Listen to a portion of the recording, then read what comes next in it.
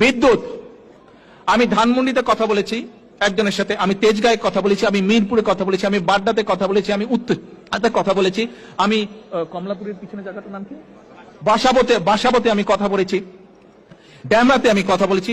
যতগুলো জায়গায় কথা বলেছি প্রত্যেকটি জায়গা থেকে আমি শুনেছি প্রতিদিন লোডশেডিং হয়, প্রতিদিন 1.5-2 ঘন্টা করে কারেন্ট থাকে না। ঢাকায় যদি এই অবস্থা হয়, ঢাকার বাইরে কি অবস্থা সেটি আপনারা আন্দাজ করতে পারেন। ঢাকার বাইরে থেকে যেই কয়টি খবর আমি নিয়েছি, প্রত্যেকটি জেলা থেকে আমাকে বলেছে গড়ে প্রতিদিন 3-4 ঘন্টা করে মিনিমাম কারেন্ট থাকে না।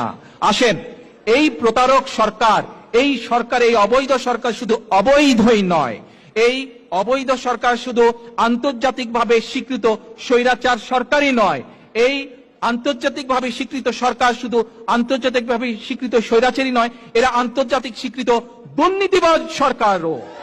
এবং সমগ্র দেশবাসীর সামনে, সমগ্র দেশবাসীর দৃষ্টিতে এরা একটি প্রতারক সরকার।